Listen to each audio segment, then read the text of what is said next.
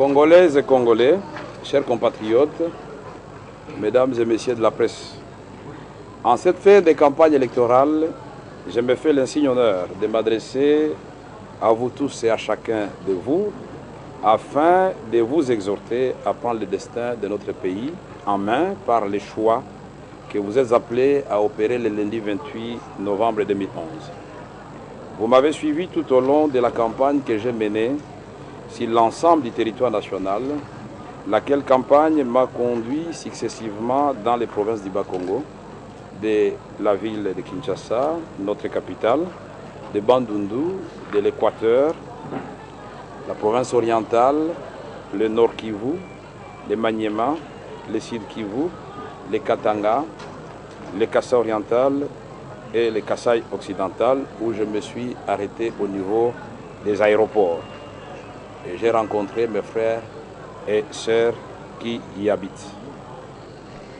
Notre parcours n'a pas été sans embûches. En effet, nous avons rencontré des obstacles, et nous voulons dire des actes de violence au niveau de Massimanimba, dans la province de Bandundu, de Kenge et de Kikwit. Nous avons aussi déploré le comportement des différents gouverneurs de province et des autorités politico-administratives partout où nous sommes passés.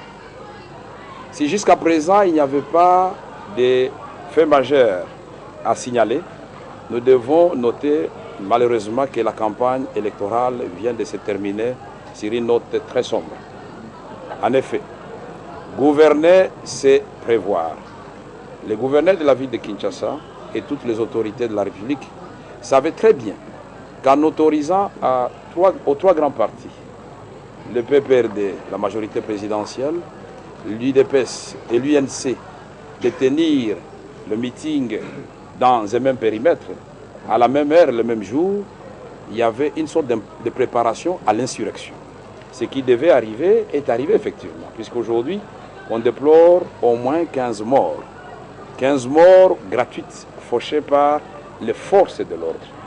Nous présentons nos condoléances les plus attristées aux familles éprouvées.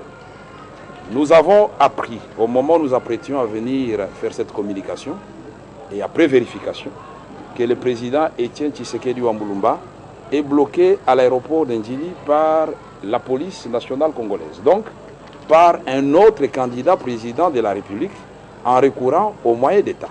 C'est inacceptable et nous exigeons que sa liberté de mouvement lui soit restituée conformément à notre Constitution. Chers compatriotes, vous avez vu vous-même ce qui est arrivé aujourd'hui. Nous devrions nous adresser à vous au stade Tata Raphaël. Notre message était simple. C'était d'abord vous remercier pour l'accueil que vous nous avez réservé partout où nous sommes passés et vous dire que quels que soient les obstacles qui se trouvent sur le chemin de la démocratie au niveau de la République démocratique du Congo, le peuple congolais va entrer dans le rendez-vous avec son espérance. Nous vous avons en effet présenté notre vision et nous avons déploré que le Congo est un grand pays à tout point de vue. Deuxième forêt du monde, 280 millions d'hectares de forêt, après le Brésil. 120 millions d'hectares de terres arables capables de nourrir 2 fois l'Afrique, c'est-à-dire résorber 2 fois le déficit alimentaire mondial, 2 milliards d'individus. Le Congo n'arrive pas, hélas, à nourrir 70 millions de ses habitants. Le Congo, château d'eau d'Afrique, 53% de toutes les eaux d'Afrique, avec son fleuve Congo long de 4736 km. Toutes les provinces du pays que ce fleuve traverse, un véritable boulevard naturel. Malheureusement et paradoxalement, les habitants ne sont pas desservis en eau potable, tout comme le Congo qui est un scandale énergétique aujourd'hui, avec 44 000 MW de Inga.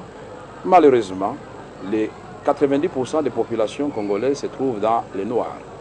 Inga, en effet, a été retenu dans le cas du NEPAD comme le pôle intégrateur dans le cas d'industrialisation de l'Afrique. Et il n'est pas acceptable que le Congo aujourd'hui soit à la queue de tous les pays en suivant l'indice du développement humain.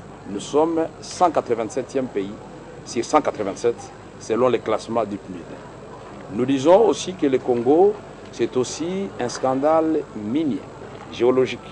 Avec 110 substances minérales, le Congo a un potentiel de 24 000 milliards de dollars, soit le PIB des États-Unis d'Amérique et d'Europe réunis, comme richesse potentielle.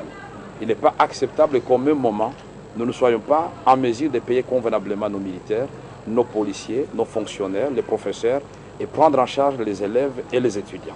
C'est un paradoxe que nous voulons résoudre et par une vision de grandeur d'un Congo qui doit se réveiller et marcher pour que finalement l'Afrique subsaharienne sorte de la zone de turbulence, de la zone de sous-développement.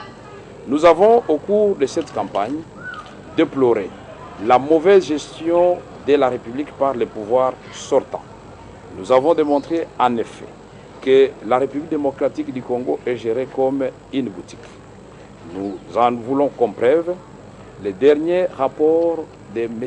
Eric Joyce, député britannique, qui a révélé l'existence d'une opération mafieuse qui a fait perdre à la République 5 milliards 530 millions de dollars avec 5 gisements miniers vendus dernièrement au Katanga. Nous voulons ajouter à ce tableau sombre de la République démocratique du Congo le pouvoir d'achat des citoyens congolais.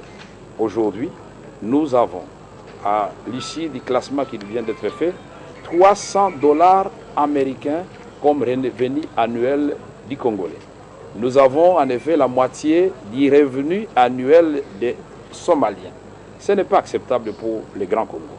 Nous voulons donc inviter notre population à se battre pour se libérer par la voie démocratique et avec une vision que nous venons de présenter de notre Congo, l'espoir est permis. L'espoir est permis et nous allons ensemble construire d'abord la maison Congo, c'est-à-dire l'état de droit, en commençant par l'armée et la police. Puisque sans armée et sans la police, rien ne peut être envisagé dans un pays. Les soldats et les policiers ne doivent pas vivre ni louer des maisons à la cité. Ils doivent vivre dans les casernes et soumis à la discipline militaire. Ils doivent bénéficier, pour un grand pays comme le Congo, d'un salaire décent et des conditions sociales humainement acceptables. Ces policiers et ces militaires seront placés sous les vigilants de l'auditorat militaire, puisque l'absence de sanctions, l'impunité constitue l'autre mal dont souffre notre pays. La justice distributive équitable sera la même pour les riches et pour les pauvres, sera la même pour tout le monde. L'administration publique et l'administration territoriale seront réhabilitées dans leurs fonctions nobles. Le fonctionnaire qui attend désespérément son salaire de Ngoudi sera servi parce que nous avons démontré que notre pays a tous les moyens pour payer convenablement ses fonctionnaires. Nous n'avons pas oublié que notre pays en ce moment connaît un problème humanitaire grave en ce qui concerne la femme, les viols, violences faites à la femme et le rôle que joue la femme dans la survie de nos familles nous interpelle dans notre vision et dans notre projet de société pour placer la femme parmi nos priorités. En effet, nous allons concevoir des coopératives pour les femmes qui s'adonnent aux travaux de champs et des associations pour les femmes qui font le commerce. Ces femmes seront débarrassées de toutes les taxes fictives créées de toutes pièces par les autorités politico-administratives. Elles seront assistées par une banque de crédit qui sera créée pour rentabiliser leurs activités. Ces femmes vont être réhabilitées dans leur honneur et dans leur dignité. En ce qui concerne la lutte contre les viols et la violence, nous avons préconisé l'institution d'une cour spéciale mixte composée des magistrats et juges congolais et des magistrats et juges internationaux placés sous la double tutelle des Nations Unies et du gouvernement de la République démocratique du Congo. En ce qui concerne la jeunesse, l'autre pilier de notre projet de société, nous avons remarqué avec tristesse que beaucoup de jeunes appelés Kuluna ou Chegué aujourd'hui sont abandonnés à leur triste sort parce que l'État n'est pas en mesure de prendre en charge leurs parents convenablement et les parents ont tout simplement abandonné ces enfants. Nous avons prévu la création de centres de formation pour ces jeunes qui vont suivre des formations.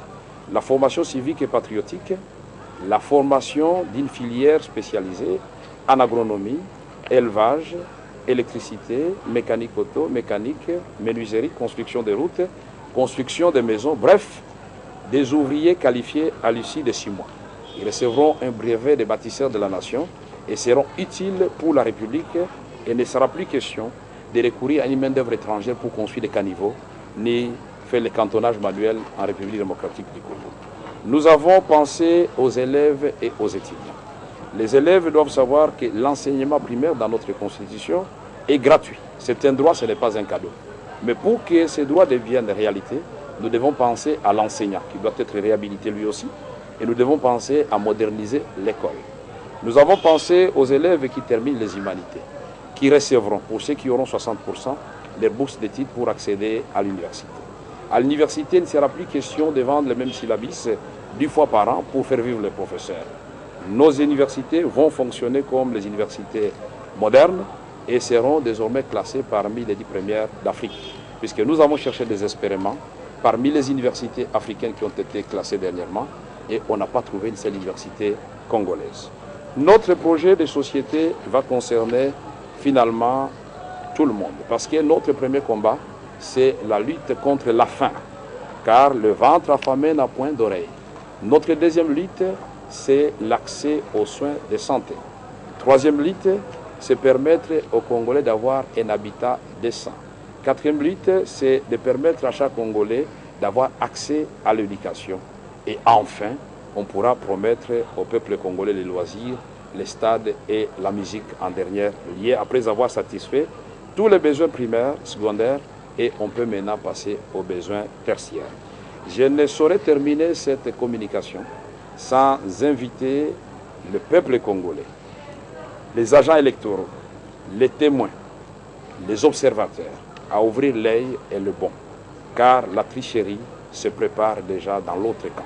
Je voudrais dire le camp du pouvoir sortant.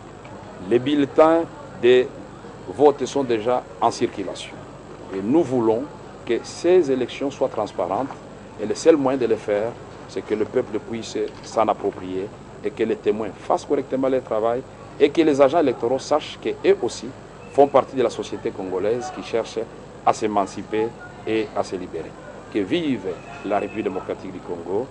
Je vous remercie. Il vient de Goma. Il vient de Goma. Voilà. Voilà.